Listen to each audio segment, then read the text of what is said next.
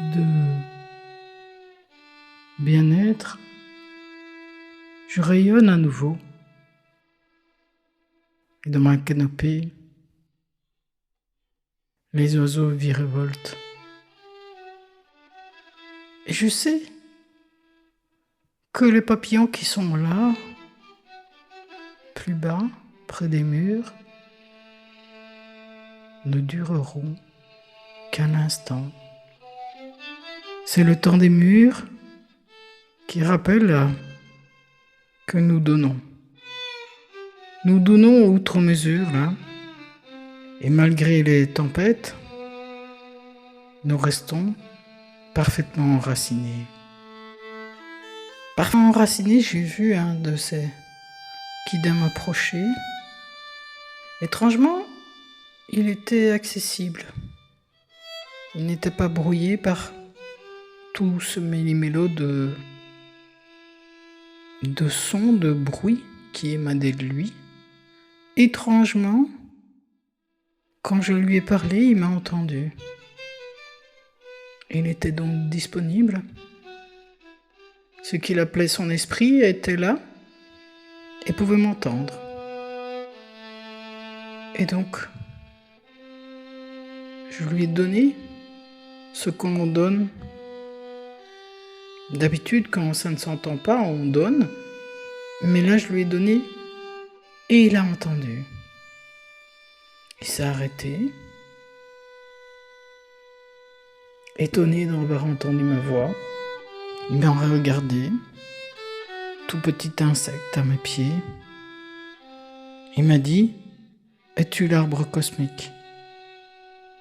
Tu étincelles là, comme si tu étais l'unique dans toute cette forêt. Es-tu celui que j'ai attendu et que je recherchais par les différentes plaines, marécages et déserts de cette planète? Il m'a regardé. Il était déjà moins disponible. J'ai attendu. J'ai attendu que son esprit se calme.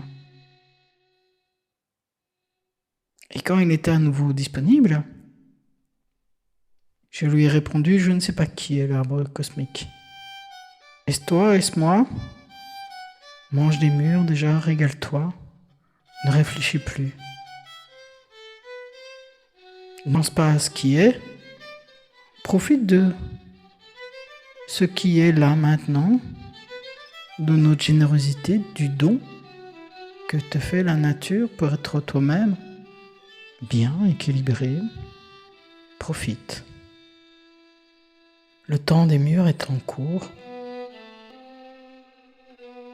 Les ronces nous donnent un fruit délicieux, sauvage, qu'il faut aller cueillir avec attention. Reste là avec attention. Cueille les murs avec attention. Ressens avec attention. Perçois avec attention. Reste là. Et de même, tous nos dons doivent être recueillis. Quand je prends l'air, je cueille et j'accueille les rayons du soleil. Je sens la puissance et la souveraineté de la terre qui transforme en moi l'eau, tout ce qui vient à moi et qui se transforme et qui me rejoint à l'intérieur entre mes racines d'en haut et d'en bas. De même, tu devrais faire cela. Ressentir tes racines d'en haut et d'en bas, sentir les énergies d'en haut et d'en bas, accueillir ce qui vient du soleil et le marier avec ce qui vient de la terre. Tu sais, j'ai connu toutes les tempêtes, toutes les déraisons de la météo, de la sécheresse, la plus aride, aux tempêtes qui dévastent et nous dévastent, nous, les grands, les géants, ceux qui, impassibles, vous voient passer et trépasser, tous ceux qu'on enterre, ceux qui pensent s'élever et qui tombent en poussière assez rapidement.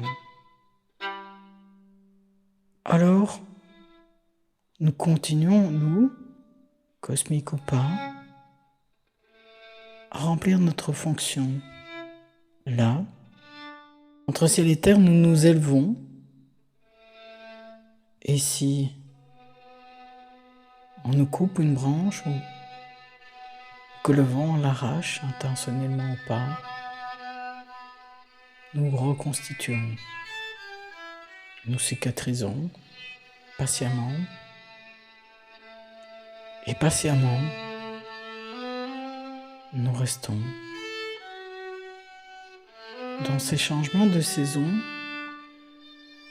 Nous acceptons ce qui se passe.